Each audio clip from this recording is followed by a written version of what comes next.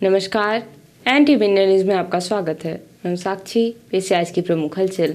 नागरिकों की समस्याओं के त्वरित निराकरण के लिए शासन के निर्देशानुसार प्रत्येक मंगलवार को जिला पंचायत सभागार में सुबह 11 बजे से दोपहर 1 बजे तक जन सुनवाई आयोजित की जाती है।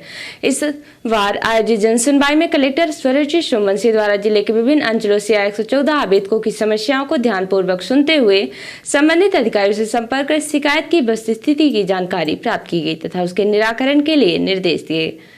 अनिराकृत आवेदनों के लिए समय सीमा निर्धारित कर अधिकारियों को समय सीमा में निराकरण करने के निर्देश दिए गए हैं। जनसुनवाई में मुख्य कार्यपालन अधिकारी जिला पंचायत अंशुमान राज सहित जिला स्तरीय अधिकारी उपस्थित रहे। आज आयोजित जनसुनवाई में समस्त उपखंड अधिकारी, तहसीलदार और मुख्य कार्यपालन अधिकारी जनपद पंचायत भी वीडियो कॉन्फ्रेंसिंग के माध्यम से जिला स्तरीय जनसुनवाई से जुड़े रहे। सीधी जिले के थाना मझौली क्षेत्र अंतर्गत ग्राम पंचायत ठोगा के ग्राम सरैया में आज एक महिला द्वारा दूसरी महिला पर कुल्हाड़ी से हमला करके उसे मौत के घाट उतार दिया गया है। इस घटना के बाद पूरे क्षेत्र में सनसनी फैल गई। बताया गया कि मृतक महिला अपने घर से शौच के लिए निकली थी, जिसकी ताक में एक महिला पूर्व से ही घात लगाए बैठी थी और मौका मिलते ही उसने महिला को मौत के घाट उतार दिया। इस पूरे मामले पर NTV न्यूज की रिपोर्ट देखिए। सीधी जिले के मझौली थाना अंतर्गत ग्राम पंचायत ठोंगा के ग्राम सरैया में एक बहुत बड़ी घटना सामने आई है। बताया गया कि एक महिला ने दूसरी महिला पर कुल्हाड़ी से हमला करके उसे मौत के घाट उतार दिया है। मिली जानकारी के अनुसार मालती पति बुद्धसेन कोरी उम्र 62 वर्ष निवासी ग्राम सरैया सुबह लगभग 9:30 बजे शौच के लिए घर से लगे जंगल की तरफ गई थी, जहां पुराने विवाद को लेकर ताक में बैठी महिला सविता पति पारसनाथ बैगा उम्र 29 वर्ष निवासी सलहिया द्वारा उसके ऊपर कुल्हाड़ी से घातक हमला करके उसे मौत के घाट उतार दिया गया, जिसके बाद महिला मौके से रफू चक्कर हो गई।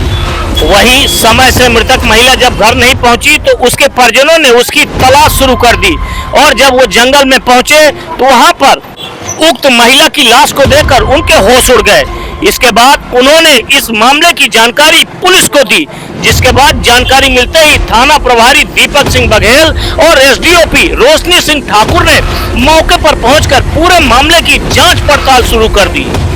जांच पड़ताल के बाद पुलिस को जल्द ही आरोपी महिला मिल गई, जिसे गिरफ्तार कर लिया गया है। पूरे मामले की अभी गहराई से जांच पड़ताल की जा रही है। इसमें हत्या के कारणों का खुलासा हो सकेगा। NTV इंडिया न्यूज के लिए धर्मेंद्र की रिपोर्ट। 11 मार्च को सीधी शहर के सम्राट चौक में रॉयल राजपूत संगठन द्वारा देश के महान ऐतिहासिक महान पुरुष पृथ्वीराज चौहान की पुण्यतिथि श्रद्धा सुमन अर्पित करके मनाएगी। रॉयल राजपूत संगठन के पदाधिकारी और कार्यकर्ताओं ने सम्राट चौक स्थित सम्राट पृथ्वीराज चौहान की प्रतिमा स्थल पर पहुंचकर सबसे पहले सम्राट पृथ्वीराज चौहान का माल्यार्पण किया। इसके बाद मोमबत्ती जलाकर उनके प्रति अपना आदर और सम्मान प्रकट किया। सम्राट पृथ्वीराज चौहान को श्रद्धा सुमन अर्पित करने के बाद रॉयल राजपूत संगठन के प्रदेश पदाधिकारी विक्रम सिंह चौहान ने मीडिया को बताया कि आज सम्राट पृथ्वीराज चौहान की पुण्यतिथि है। हमने उन्हें अपनी श्रद्धांजलि अर्पित की है। इसके साथ ही रॉयल राजपूत संगठन के पदाधिकारी विक्रम सिंह चौहान ने सीधी शहर में स्थित सम्राट पृथ्वीराज चौहान की प्रतिमा के रखरखाव में बरती जा रही लापरवाही पर जिला प्रशासन और नगर पालिका को जमकर घेरा। आज हम लोग रॉयल राजपूत संगठन के सभी हमारे भाई लोग इकट्ठा होकर हमारे जो इतिहास के जिन्होंने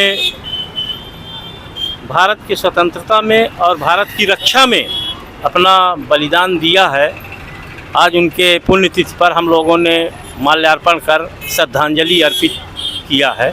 उसमें हम यही कहेंगे कि इतने बड़े सम्राट की जो ये प्रतिमा स्थापित है उसको इस तरह से प्रशासन द्वारा मतलब अनदेखा किया जा रहा है, जो कि निंदनीय है। मेरा नगर पालिका प्रशासन से अनुरोध है कि इस और कृपया ध्यान दिया जाए, अन्यथा हम सभी राजपूत भाई इकट्ठा होकर आगामी इसके संबंध में हम लोग धरना और प्रदर्शन करेंगे। इसलिए कि आप स्वयं देख रहे हैं कि जितने भी छोटी छोटी ये मूर्तियाँ लगी हुई थी सैनिकों, सब खंडित पड़ी हुई है। देख रेख के अभाव में और प्रशासन के अनदेखा करने के कारण, भेदभाव करने के कारण आज इनका जो है तो धीरे धीरे इस मूर्ति का अस्तित्व समाप्त हो रहा है। मेरा प्रशासन से यही अनुरोध है कि इसमें किसी तरह का विज्ञापन वगैरह कभी न लगाया जाए। कम से कम एक महापुरुष का सम्मान बचा के रखना चाहिए। कलेक्टर एवं जिला दंडाधिकारी सरोज शिशु मुंशी ने आदेश जारी कर कलेक्ट्रेट कार्यालय परिसर सीधी के 100 मीटर परिधि का क्षेत्र कोलाहल प्रतिबंधित क्षेत्र साइलेंस जोन घोषित किया है। जारी आदेशानुसार कलेक्ट्रेट कार्यालय परिसर सीधी के 100 मीटर परिधि के क्षेत्र को प्रतिबंधित क्षेत्र घोषित कर निषेधाज्ञा प्रसारित की गई है कि कोई भी व्यक्ति प्रतिबंधित क्षेत्र के अंतर्गत किसी भी प्रकार का धरना प्रदर्शन, जुलूस, आंदोलन, घेराव, नारेबाजी, मशाल का प्रदर्शन तथा सोशल ऐप्स जैसे फेसबुक, इंस्टाग्राम, ट्विटर, व्हाट्सएप आदि का उपयोग कर आपत्तिजनक मैसेज, चित्र या चलचित्र का शेयर या फॉरवर्डिंग नहीं करेगा। साथ ही वाद्य संगीत, ढोल, साउंड बॉक्स, डीजे आदि का उपयोग नहीं करेगा। भारतीय नागरिक सुरक्षा संहिता 2023 की धारा 163(2) के अंतर्गत प्रतिबंधात्मक आदेश एक पक्षीय रूप से पारित किया गया है। उक्त आदेश का उल्लंघन करने की दशा में संबंधित के विरुद्ध भारतीय न्याय संहिता की धारा 223 के तहत कार्यवाही की जाएगी। यह निषेधाज्ञा दिनांक 10 मार्च 2025 से दिनांक 8 मई 2025 तक प्रभावशील रहेगी। पुलिस अधीक्षक डॉक्टर रविंद्र वर्मा के निर्देशन अतिरिक्त पुलिस अधीक्षक अरविंद श्रीवास्तव, एसडीओपी चुरहट आशुतोष द्विवेदी के मार्गदर्शन में तथा थाना प्रभारी चुरहट उप निरीक्षक अतर सिंह के नेतृत्व में चुरहट पुलिस ने आज गुंडा निगरानी बदमाश परेड का आयोजन किया, जिसमें थाना अंतर्गत गुंडा निगरानी बदमाश की सूची में शामिल व्यक्तियों को थाना तलब किया गया, जिसमें गुंडा निगरानी बदमाश सूरज उर्फ सुरजा उम्र 43 वर्ष, पिता राम स्वयंवर गुप्ता निवासी चुरहट, दूसरा पुष्पेंद्र पांडे पिता राम शिरोमण पांडे उम्र 48 वर्ष निवासी चुरहट, तीसरा अशोक नामदेव पिता रामसिया नामदेव उम्र 39 वर्ष निवासी चुरहट, चौथा प्रदीप उर्फ बब्बर गुप्ता पिता कौशल गुप्ता उम्र 39 वर्ष निवासी चुरहट, 5 नागेंद्र उर्फ मुन्नीलाल पांडे पिता राम शिरोमण पांडे उम्र 46 वर्ष निवासी चुरहट, 6 तेजभान उर्फ बबलू सिंह पिता राजेंद्र सिंह बिशेन उम्र 40 वर्ष निवासी चुरहट, 7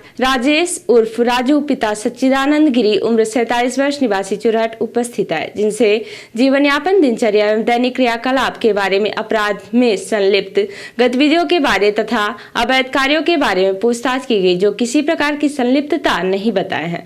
तत्पश्चात सभी को सख्त हिदायत दी गई कि भविष्य में किसी भी प्रकार का अपराध न करें, किसी भी आपराधिक गतिविधि में शामिल न रहे। रिपोर्टर हिमायत रोतेला ने बताया कि मुख्यमंत्री के ड्रग्स फ्री देवभूमि मिशन 2025 को साकार करने के उद्देश्य से पुलिस ने नशा तस्करों के खिलाफ बड़ी कार्यवाही की है। पुलिस ने 7 तस्करों को गिरफ्तार किया और उनके कब्जे से नशीले इंजेक्शन, चरस और अवैध शराब की बड़ी खेप बरामद की। वरिष्ठ पुलिस अधीक्षक प्रहलाद नारायण मीणा ने बताया कि इस मिशन के तहत युवाओं को नशे से मुक्ति दिलाने के लिए लगातार अभियान चलाए जा रहे हैं। साथ ही होली जैसे पर्वों के दौरान कानून व्यवस्था बनाए रखने के लिए भी पुलिस सक्रिय है। इस अभियान के तहत पुलिस और एसओजी की संयुक्त टीम ने हल्द्वानी के सुभाष नगर बैरियर पर एक रोडवेज बस यूके 6 PA 1371 से 340 नशीले इंजेक्शन बरामद किए। यह तस्कर उत्तर प्रदेश के रिच्छा और बहेड़ी से इन नशीले इंजेक्शनों की तस्करी कर रहे थे। पकड़े गए तस्करों में मोहम्मद शाहबाज लाइन नंबर 14 मस्जिद बनभूलपुरा और रिजवान अंसारी लाइन नंबर 17 बनभूलपुरा पर पहले से NDPS एक्ट के 2 मामले दर्ज हैं। और अब पेश है प्रादेशिक हलचल। अभिभाषण पर चर्चा के दौरान विधानसभा में हंगामा, कांग्रेस का वॉकआउट। सेवैया विधायक बोले, राष्ट्रपति शासन लगे। लोकायुक्त ने हवलदार को रिश्वत लेते पकड़ा। आधार केंद्र संचालक से किराए के नाम पर मांगी रिश्वत। छतरपुर होमगार्ड कार्यालय का मामला। सतना पुलिस ने पकड़ा भैंसों से भरा ट्रक। 34 भैंसों के साथ 3 तस्कर गिरफ्तार, यूपी में बेचने ले जा रहे थे। और सतना में पेट्रोल पंप पर डकैती की योजना नाकाम। 5 बदमाश गिरफ्तार, 1 फरार। रिवॉल्वर और रॉड डंडे बरामद। और अब पेश है राष्ट्रीय हलचल। पीएम मोदी बोले, मॉरिशस से होली का रंग लेकर जाऊंगा। कहा, आपके लिए महाकुंभ का पवित्र जल लाया हूं। कल राष्ट्रीय समारोह में चीफ गेस्ट बनेंगे। देश में सैटेलाइट से इंटरनेट मिलेगा। स्पेस एक्स एयरटेल में करार। जंगल पहाड़ सब जगह चलेगा। मस्क की कंपनी के पास सबसे बड़ा सैटेलाइट नेटवर्क। राज्यसभा में खड़गे के ठोकेंगे वाले बयान पर हंगामा। डिप्टी चेयरमैन ने बोलने से रोका तो कहा क्या क्या ठोकना है हम ठीक से ठोकेंगे। और दुनिया के 20 सबसे प्रदूषित शहरों में 13 भारत के। मेघालय का बर्नीहाट टॉप, दिल्ली सबसे पॉल्यूटेड कैपिटल। तो ये थी आज की प्रमुख हलचल। नमस्कार।